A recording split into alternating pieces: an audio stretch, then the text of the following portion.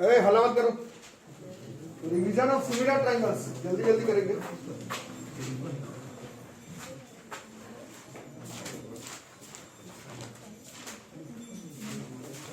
तो नया वाला सिलेबस के हिसाब से आप लोगों को मालूम होगा कि इस चैप्टर में, जैसे पहले जब ये चैप्टर पढ़े थे तो हमने 12 थ्योरम किया था, 12 थ्योरम्स पहले के वीडियो में दिया हुआ 12 थ्योरम, बट आपका केवल 7 थ्योरम आने वाला है इस बार, ओनली 7 थ्योरम्स, और 7 में भी प्रूफिंग केवल 2 थ्योरम का ही आने वाला है। नया सिलेबस नहीं है, सिलेबस ले लो, इधर उधर से मत पढ़ो, सिलेबस के हिसाब से पढ़ो सब, पर तैयारी उतने का ही करो जितना एग्जाम में आ रहा है, बाकी पढ़ाई तो आप जितना करें उतना कम, है ना। तो सिमिलर ट्राइंगल्स में 7 थ्योरम में ये चैप्टर आपका बांटा गया है।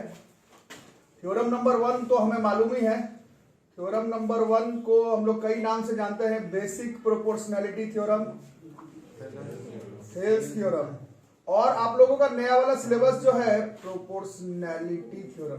नए सिलेबस के हिसाब से एक चीज और देखे होगा, पहले से भी मालूम होगा, बोर्ड्स के एग्जाम में state and proof basic proportionality theorem नहीं आता है, state and proof Thales theorem नहीं आता है, पूरा जो स्टेटमेंट है वो स्टेटमेंट आता है। थेल्स थ्योरम नाम से कोई टॉपिक नहीं है बोर्ड्स के इस बार के सिलेबस में, चाहे बेसिक प्रोपोर्शनैलिटी थ्योरम नाम से नहीं है, पूरा थ्योरम आएगा लिखने के लिए, है ना। तो लिखो थ्योरम नंबर 1 जो है, थ्योरम नंबर 1 बीपीटी ही है। क्या होता है? If a line is drawn, if a line is drawn parallel to one side of a triangle, then the other 2 sides, then the other 2 sides are, क्या होगा language? then the other 2, the book दिखाओ, book, and then the other 2 sides are divided in the same ratio. this is BPT Thales theorem। Covid लेके syllabus कम नहीं होता तो भी आता, और कम होने के बाद मेंशन है कि 2 ही थ्योरम आने वाला है, तो ये तो आएगा ही आएगा, ठीक है। तो जल्दी जल्दी याद है, करो फटाफट, क्या क्या कहता है थेल्स थ्योरम में, जल्दी जल्दी फटाफट। जिनको नहीं याद है पता नहीं अब कभी याद होगा, बट जिन्हें याद है करो। ये थ्योरम कहता है कि एक ट्राइंगल है, इस ट्राइंगल में क्या करना है, एक साइड के पैरेलल एक लाइन खींचना है, लाइन पारना है। तो गिवन डेटा क्या है? पहले गिवन में इन ट्राइंगल ABC कौन किसके पैरेलल, ये जो DE है वो BC के पैरेलल है, बस इतना ही। तो प्रूफ क्या करना है कि बाकी जो 2 साइड बचा AD बाई BD, उसका रेशियो किसके बराबर हो जाएगा? AD बाई BD जो है AE बाई EC। तो ये बेसिक थ्योरम है, ये बिना कंस्ट्रक्शन के हम लोग 9th क्लास में पढ़ रहे हैं। इस तरह का थ्योरम बिना कंस्ट्रक्शन के प्रूफ नहीं हो पाएगा। तो इसमें कंस्ट्रक्शन है, यहां से एक परपेंडिकुलर गिराना है, ABCDEF, ABCD है यहां से G, और इसे हमें ज्वाइन कर देना, ठीक है। तो कंस्ट्रक्शन में है draw EF perpendicular to AB, EF को AB पर, and DG perpendicular to AC, और भी है ज्वाइन, इसको किसको ज्वाइन करना है? BE एंड CD या DC जो भी, ठीक है। Given to proof construction. Proof में कैसे कैसे होगा? सीधा हम लोग शुरुआत करेंगे, एरिया ऑफ ट्राइंगल ADE का रेशियो निकालेंगे एरिया ऑफ ट्राइंगल BDE के साथ। ट्राइंगल का एरिया होता है half into base into corresponding height होता है। तो AD को बेस लिए तो EF हाइट होगा, इसका होगा हाफ, BD को लिए हैं तो इसका भी करस्पॉन्डिंग हाइट जो है वो EF ही होगा। EF और हाफ हाफ कट जाएगा, this is AD by BD। Revision तो कर रहे हैं, अब याद आ रहा होगा सरफेस एरिया एंड वॉल्यूम में कोन वाला कुछ क्वेश्चन किए सिमिलर ट्राइंगल में, तो इसी का इस्तेमाल हुआ बहुत बार। BPT का यूज हुआ कई बार, है ना। सिमिलर ट्राइंगल से का कोई कॉन्सेप्ट का इस्तेमाल कहाँ हुआ, इस्तेमाल एक्चुअली में बीपीटी ही हुआ, और ट्राइंगल सिमिलर हुआ तो उसी में कॉन्सेप्ट का इस्तेमाल हुआ कि साइड्स का रेशियो प्रोपोर्शनल होगा। उसी तरह से एरिया ऑफ ट्राइंगल एडीई को ही रखो, और एरिया ऑफ ट्राइंगल सीईडी कर लेते हैं, है ना। सीईडी ये कैसे हो जाएगा, हाफ बेस में इसका कौन है एई, हाइट में कौन है ईएफ, इसका हाफ बेस में सीई या फिर ईसी, हाइट में डीजी ना होगा या जीजी, वो हाँ इस पे ले रहे हैं तो हाइट पर डीजी, तो इसका भी जब ईसी लेंगे तो इसके भी हाइट पर डीजी, तो ये कट जाएगा, ये हो गया AE upon EC, this equation number 2। उसके बाद 9th क्लास में पढ़े थे हम लोग एक थ्योरम, उस थ्योरम से पता चलता है एरिया ऑफ ट्राइंगल बीडीई, ये जो है बीडीई, ये एरिया ऑफ ट्राइंगल सीईडी के बराबर आएगा, नीचे वाला दोनों ट्राइंगल। ये 9th क्लास में पढ़े थे, triangles between the same base and same parallel, between the same base and same parallel, ठीक है। तो उससे ये दोनों ट्राइंगल का एरिया बराबर बिटवीन, ठीक है, सब मतलब नहीं, ठीक है। इसके बाद इक्वेशन 1 और 2 को देखेंगे, देयरफॉर फ्रॉम इक्वेशन 1 और 2 को देखेंगे तो दोनों इक्वेशन में एलएचएस में अगर देखते हैं तो एडीई है और एडीई है, और बीडीई और सीईडी यहां से बराबर है, तो मतलब पूरा एलएचएस बराबर है। पूरा एलएचएस अगर बराबर हुआ तो आरएचएस भी बराबर हो जाएगा, तो इससे AD by BD, AD by BD जो है बॉस वो एई बाई सीई या फिर ईसी के बराबर हो जाएगा। This is BPT, this is Thales theorem, this is if a line is parallel to ones, if a line is drawn होगा, if a line is drawn parallel to one side of a triangle then the other two sides are divided in the same ratio। और 9th class में हम लोग पढ़े थे एक theorem, बड़ा theorem को प्रूफ करते हुए साथ में कुछ बातें अगर साथ में ही प्रूफ हो जाए तो उसको हम लोग कोरोलरी कहते थे। तो इसमें भी आगे पीछे करने पर कुछ कुछ बात जो है वो प्रूफ हो सकता है, जैसे इसको उल्टा करके अगर लिख देते तो ये हो जाता B D by A D बराबर ई सी बाई ए ई। और 9th क्लास में आप लोग यूक्लिड्स पोस्टुलेट पढ़े थे कि मतलब दोनों तरफ सेम नंबर को अगर ऐड करेंगे तो वो मैथमेटिकली सेम ही आएगा।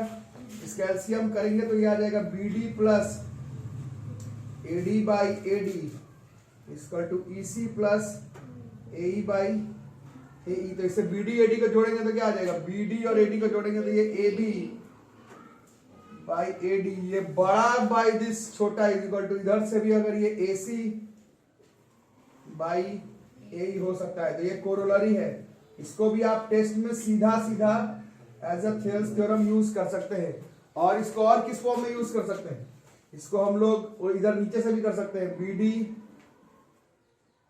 डी बाई बी ए ऐसे भी कर सकते हैं, B D by B A, B D by B A, तो इधर से कितना हो जाएगा सीई बाई सी। ये सब एज अ कोरोलरी हम लोग थेल्स थ्योरम का ही कोरोलरी के फॉर्म में इन सब का भी इस्तेमाल क्वेश्चन बनाने के लिए प्रूफिंग करते समय कर सकते हैं।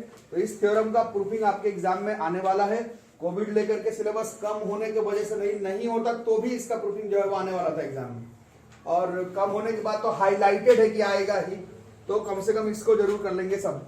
जो लोग को मैथ्स में उतना इंटरेस्ट नहीं है, आगे मैथ्स नहीं भी लेना है, तो भी अभी बोर्ड्स का एग्जाम में ये आएगा और ये आपको करना ही पड़ेगा, अब तुम जैसे करो, ठीक है। तो जल्दी से लिख लो। तो देखो पहले बार जब वीडियोस में पढ़े थे तो सारे थ्योरम का प्रूफिंग भी पढ़ना था, बट अब एकदम क्लियर कट है कि सारे का प्रूफिंग नहीं पढ़ना है। ये थ्योरम नंबर 2 है आपका इस बार जो आपको पढ़ना है, और इसका प्रूफिंग आपका नहीं आएगा एग्जाम में। जो पढ़े हुए हो, अब थोड़ी मैं बोल रहा हूँ भूल जाओ, ये तो संभव है नहीं। जिसको आता है वो तो आता ही है, थोड़ी अब जो नहीं जानते उसको हम भूल जाएंगे, एग्जाम वाला चलो हम भूल जाते हैं, ऐसा तो नहीं होगा। बट टेस्ट के समय तैयारी करते समय आपको इस थ्योरम का प्रूफिंग का जरूरत नहीं पड़ेगा।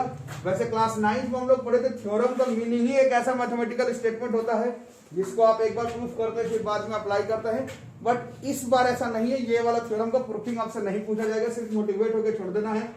और मोटिवेट तो तुम लोग ऐसे में भी रहते हो। थ्योरम का मतलब बताओ क्या कह रहा है, ये एक ट्राइंगल है, कुछ बोलो। एक लाइन है जो कि दोनों को सेम रेशियो में डिवाइड करता है। तो इस बार गिवन क्या है? इस बार है in triangle A B C, इसमें A D by B D का रेशियो जो है वो ए ई बाई सी के रेशियो के बराबर है। अब प्रूफ नहीं करना, देन सीधा बस हमें याद कर लेना है क्या, ये जो डी होगा वो बी सी के पैरेलल होगा। वैसे इसको converse of Thales theorem, converse of basic proportionality theorem कहते थे। इस बार आपको इसका प्रूफिंग नहीं पढ़ना है, केवल मीनिंग जानना है। मीनिंग जानना इसलिए जरूरी है क्योंकि क्वेश्चन बनाने में काम आएगा, अदरवाइज इसका प्रूफिंग आपको नहीं देखना। ठीक है, तो जल्दी से लिख लो। थ्योरम नंबर 3, इसका भी प्रूफिंग नहीं पढ़ना है। ये एक्चुअली में चैप्टर यही से स्टार्ट होता है, क्योंकि पहला जो दोनों थ्योरम आप लोग देखे वो दोनों थ्योरम को सिमिलर ट्राइंगल से कोई लेना ही देना नहीं है, वो तो बीपीटी है। चैप्टर यही से शुरू होता है, तो चैप्टर का पहला थ्योरम यही है। वैसे आपके इस बार के सिलेबस के हिसाब से थ्योरम नंबर 3 है। इफ इन टू ट्राइंगल्स, दो ट्राइंगल है, इसी का यूज कर रहे हैं अभी कॉमन वाले क्वेश्चन। दो ट्राइंगल्स है, मीनिंग बताओ। हाँ, करस्पॉन्डिंग एंगल्स बराबर। तो इस बार गिवन में in triangle A B C and triangle D E F, बोलो। एंगल ए बराबर, एंगल बी बराबर, एंगल सी बराबर, ये सब बराबर है। बस देन प्रूफ नहीं करना है। देन क्या, ये जो ट्राइंगल ए बी सी है वो सिमिलर है किसके, ट्राइंगल डी ई एफ के। और ट्राइंगल अगर सिमिलर है, देखने में एक जैसा, then the corresponding sides A B by D E is equal to B C by E F is equal to A C by D F. और यही एक्चुअली में चैप्टर का समरी है। दुनिया में हर कॉन्ग्रुएंट ट्राइंगल, 9th में भी पढ़े थे, वो कंफर्म है कि सिमिलर होगा, बट हर सिमिलर ट्राइंगल जरूरी नहीं है कि कॉन्ग्रुएंट होगा, बट करस्पॉन्डिंग साइड्स का रेशियो प्रोपोर्शनल जरूर होगा और करस्पॉन्डिंग एंगल्स बराबर जरूर होगा। कोविड लेकर के ये मोटिवेट में है, प्रूफिंग नहीं है। लेकिन अगर आप लोग एनसीईआरटी का बुक देखें तो भी ये लैंग्वेज में ही लिखा हुआ है। इसका प्रूफिंग वैसे में भी नहीं आता था आपके बोर्ड्स के एग्जाम में। आप लोग में से कुछ लोग अबव एवरेज है, समझते होंगे इसका प्रूफिंग पहले भी नहीं आता था, क्योंकि ये तो मीनिंग है चैप्टर का, इसको तुम प्रूफ करोगे ही कहां से। ये तो कह रहा है, ये स्टेटमेंट है कि एंगल बराबर होने पर ट्राइंगल सिमिलर होता है, तुम उसमें क्या ही प्रूफ कर लोगे। इसका प्रूफिंग हम लोग किए हैं पहले जब वीडियोस बना है, बट वो ऐसे में भी चीटिंग वाला प्रूफिंग है। इस थ्योरम को प्रूफ वैसे में भी हमें नहीं करना था। ये तो मीनिंग बता रहा है कि ट्राइंगल अगर सिमिलर होगा तो उसका एंगल बराबर होगा। इस थ्योरम को प्रूफिंग वैसे में भी नहीं आता था एग्जाम में। वैसे this theorem is famously known as angle बराबर, तो this is our angle angle angle criteria. और इसी के कोरोलरी में हमने पढ़ा है, इसी के कोरोलरी में हमने पढ़ा है, हाँ इसी के कोरोलरी में पढ़ा है कि तीनों एंगल बराबर करने का जरूरत नहीं है। अगर दो ही एंगल बराबर हो जाए तो 180 में से तीसरा एंगल जाकर के खुद ही बराबर हो जाएगा। तो आपको ए का नहीं, ए क्राइटेरिया से भी, कोरोलरी ए क्राइटेरिया भी है, इससे भी हम लोग ट्राइंगल को सिमिलर कर सकते हैं। याद रहेगा, तीनों को जरूरत नहीं है करने का। अगर दो एंगल भी अगर बराबर है, करस्पॉन्डिंग दो एंगल, तो भी ट्राइंगल जो है वो सिमिलर होगा। प्रूफ का जरूरत इस बार भी नहीं है, पहले भी जरूरत था लेकिन कभी आया नहीं। एंगल एंगल एंगल का प्रूफिंग कभी नहीं आया था बोर्ड के एग्जाम में पहले भी, क्योंकि ये तो मीनिंग ही है चैप्टर का, मीनिंग यही है इस चैप्टर का। ठीक है, इसको लिखो। इसका अगला करो, इफ द करस्पॉन्डिंग साइड, इसका मतलब बताओ क्या है, साइड इक्वल है।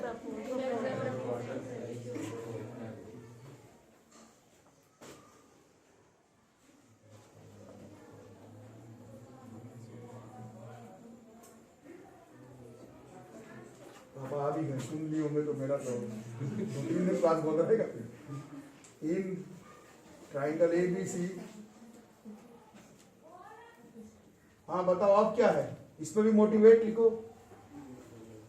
और A B by D E इस बार बराबर है किसके, B C by E F, और ये बराबर है A C by D F के। इस बार ये गिवन। देन सीधा सीधा बात करो, क्या अगर ऐसा दिखे तो ये दोनों ट्राइंगल सिमिलर हो जाएगा। आ रहा समझ, और सिमिलर होने का मतलब हम लोग थोड़ी देर पहले ही लिख चुके हैं कि करस्पॉन्डिंग एंगल जो होगा वो इक्वल होगा। याद रहेगा ना ये सब? ठीक है। सिमिलर, इस क्राइटेरिया को हम लोग कहते हैं एक्चुअली में एस, सिमिलैरिटी का।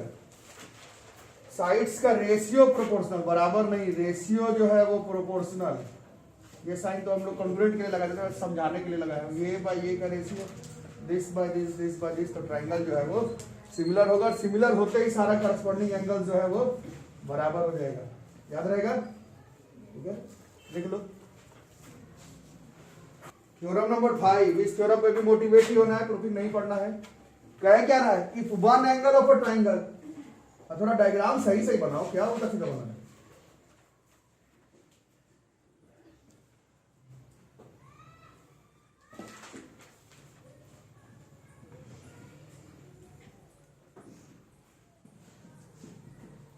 इस बार गिवन में क्या है बताओ? If one angle of a triangle is equal to another triangle and the sides including these angles are proportional. इसका मतलब है गिवन इन ट्राइंगल, बताओ बोलो, ए बी सी में और डी ई एफ में एंगल ए जो है वो एंगल डी के बराबर है, और A B by D E का जो रेशियो है वो A C by D F के रेशियो के बराबर है। जो एंगल बराबर है उसी को कंटेन करने वाला बाकी दोनों साइड होना चाहिए। देन सीधी सी बात यह है, प्रूफिंग नहीं पढ़ना हमें, क्या ये जो दोनों ट्राइंगल है बॉस वो सिमिलर हो जाएगा। और सिमिलर होने का मतलब अभी थोड़ी देर पहले बताया गया, सारा एंगल बराबर हो जाएगा, सारा साइड्स का रेशियो जो है वो प्रोपोर्शनल हो जाएगा। और इस क्राइटेरिया को इस चैप्टर में SAS criteria, side angle side. इस बार साइड बराबर नहीं, साइड का रेशियो बराबर, और जो साइड का रेशियो बराबर वही वाला एंगल जो है इंक्लूडिंग दिस एंगल वही बराबर होना चाहिए, तब जाके ट्राइंगल सिमिलर। प्रूफिंग नहीं पढ़ना है, पहले पढ़ लियो, बहुत अच्छी बात है, अब नहीं, टेस्ट के लिए नहीं पढ़ना है। ठीक है। थ्योरम नंबर 6, इसके लिए भी मोटिवेट हो जाओ बच्चों, प्रूफिंग नहीं करना है, मोटिवेट। क्या है थ्योरम का मतलब तो कुछ बताओ। If a perpendicular is drawn,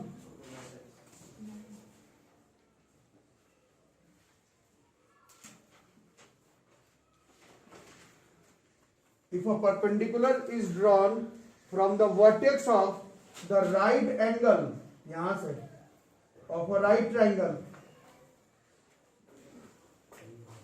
then ये दोनों ट्राइंगल भी सिमिलर है, और ये दोनों ट्राइंगल जो है वो होल वाले ट्राइंगल के भी सिमिलर है। बट सिमिलर का बात हो रहा है, कॉन्ग्रुएंट करने का नाम थोड़ा ठीक से लग करके सिमिलर करना पड़ेगा। ये नहीं कि कोई किसी का सिमिलर हो गया, थोड़ा नाम ठीक से पकड़ करके सिमिलर करना होगा। विदाउट प्रूफिंग देखना, वैसे इसका प्रूफिंग काफी सिंपल ही है, जो कि अगले वाले थ्योरम, जो आपका जो प्रूफिंग वाला थ्योरम है इसके बाद वाला, उसमें काम पड़ता ही है इसका। बट अभी फिलहाल सिर्फ लिखना है। गिवन में क्या है? इन दैट ज्वाइनिंग फिगर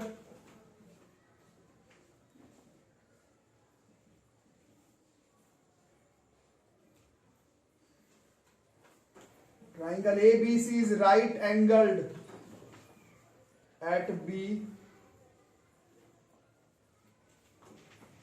उसके बाद BD जो है वो परपेंडिकुलर है किस पर? AC पर। देन बताओ क्या? देन छोटा छोटा ट्राइंगल का बात करते हैं। देन ट्राइंगल, ऐसा अगर ये छोटा ट्राइंगल देखते हैं BDC, this will be similar to triangle ABC, BDC और ABC सिमिलर होगा। उसी तरह से triangle ADB similar to triangle ABC। यार समझ में? ADB और ABC ये ट्राइंगल सिमिलर है, और आपस में ये दोनों जो लिखे हैं triangle BDC, this is similar to triangle ADB। तो ये एज अ थ्योरम, पहले इसको हम लोग को प्रूफिंग भी करना था, इस बात से मोटिवेट होना है। थ्योरम का मीनिंग समझ लो, इसका काम आता है। कुछ अबव एवरेज बच्चे पूछते हैं कि जो थ्योरम हटा है, जो आपका थ्योरम हटा है, उसका काम आगे क्या मैथ साइंस में है? तो बिल्कुल है ना। ऐसा सिलेबस डिजाइन ही किया गया था इतने सालों से, 50 साल से अगर यही सिलेबस चल रहा था, 52 ईयर से, तो ऐसा ही बनाया गया था कि उन सबका काम तो था ही। ऐसा नहीं कि आज कोविड लेकर के काट दिया अगर उसका काम ना पड़े। सिलेबस ऐसा डिजाइन ही किया गया था कि वो कभी ना कभी कनेक्ट होना ही है। तो काम है। जो लोग आगे साइंस ऑप्ट करने वाले हैं, जो चीज हटाया हुआ है उसको भी पढ़ो जरूर। टेस्ट के लिए मत पढ़ो, दोनों चीज में अंतर होता है। एक टेस्ट के लिए तैयारी करना और सीखना, दोनों चीज में डिफरेंस होता है। जो लोग भी मन बना चुके आगे साइंस ऑप्ट करना है, ऐसा कोई topic physics, chemistry, biology, maths में हो नहीं सकता जो अभी कट गया और आगे यूज ना पड़ जाए। पढ़ना ही है कभी कहीं किसी चैप्टर में। उसमें लास्ट वाले में BDC BDA मतलब BDA के बराबर ना, B तो B को करेस्पॉन्ड करेगा ना लास्ट वाले में, BDC और GDA ना इसमें लास्ट वाले में। नहीं तो अगर ये दोनों सही है तो ये तो सही ही होगा ना। थर्ड वाले में हाँ तो थर्ड ही वाले का तो बात कर रहा हूँ। जब ये दोनों सही है तो ये तो होगा ही ना। दोनों का B का अलग वैल्यू है। हाँ बी अलग है, देख रहे हो, ADB तो ये एंगल हुआ और इसका BDC में ये वाला है। ऊपर वाला अगर दोनों समझ करके लिखे हो अगर, तो ऊपर वाला दोनों सिमिलर है तो ये तो एकदम नाम के साथ ही सिमिलर आएगा। ठीक है, लिख लो। तो ये थ्योरम 7 पाइथागोरस थ्योरम, ये कोविड लेकर के भी आना था और नहीं, जब ऐसे हर साल भी आता था तो पाइथागोरस थ्योरम का प्रूफिंग हर साल ही आता था आपके एग्जाम में। तो इसको करो, पाइथागोरस थ्योरम 7th क्लास से इस्तेमाल किए और 10th में मालूम चला कि इसका प्रूफिंग सिमिलर ट्राइंगल में पड़ा। कभी हम लोग सोचे भी नहीं थे कि इस थ्योरम का प्रूफिंग हमें सिमिलर ट्राइंगल पे जाकर के पड़ेगा। ठीक है, तो इसको करते हैं। अभी जो डायग्राम बनाए थे वही वाला है एक्चुअली में। तो ये एक राइट एंगल ट्राइंगल है,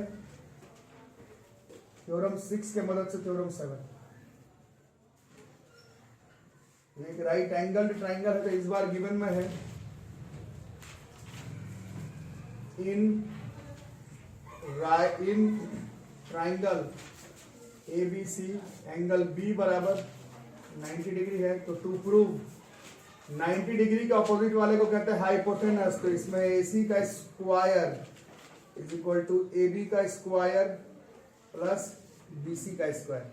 सो यही है पाइथागोरस थ्योरम। पाइथागोरस थ्योरम इसका प्रूफिंग आने वाला है तो इसका प्रूफिंग पढ़ना पड़ेगा। तो प्रूफिंग आएगा इसका थ्योरम 1 और थ्योरम नंबर 7 में। तो इसके प्रूफिंग के लिए हम लोग एक कंस्ट्रक्शन कर लेते हैं जो कि थ्योरम 6 में जो था वही वाला है एक्चुअली में। यहां से परपेंडिकुलर गिराना, इस बार dotted lines.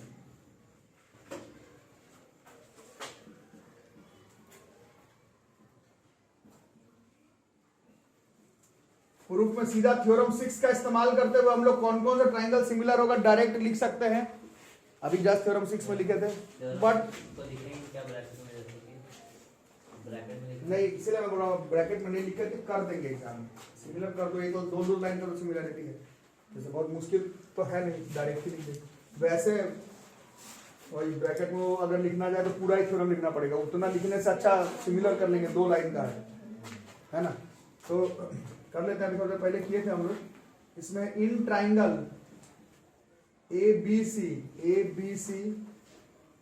And triangle BDC, ABC में और BDC में कौन किसके बराबर है? एक तो एंगल ABC बराबर एंगल BDC बराबर 90 डिग्री और एक एंगल C कॉमन है ना। तो इससे ये दोनों ट्राइंगल क्या हो गया? सिमिलर। अभी जस्ट मोटिवेट हुए, ट्राइंगल सिमिलर करने के लिए एंगल्स बराबर करना पड़ता है और इसमें है 2 एंगल बराबर है जिससे ये दोनों ट्राइंगल सिमिलर है। और जस्ट अभी हम लोग पढ़े ट्राइंगल अगर सिमिलर हो जाए तो करस्पॉन्डिंग साइड्स का रेशियो क्या होता है? अरे बोलो, मोटिवेट नहीं हो गया। AB बाई BD तो BC बाई CD तो AC बाई BC, ये अभी जस्ट हमने किया है। ठीक है, क्योंकि प्रूफिंग स्क्वायर वाला है तो हम लोग स्क्वायर वाले को पकड़ेंगे, बाकी को छोड़ देंगे।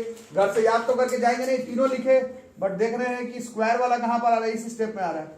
समझ आ रहा है ना? तीनों लिखो, फिर जिसका काम नहीं है उसको हटाओ। ये दोनों का काम है स्क्वायरिंग में। तो BC का स्क्वायर क्रॉस मल्टीप्लाई करना है, ये हो जाएगा CD into AC। This is equation number 1।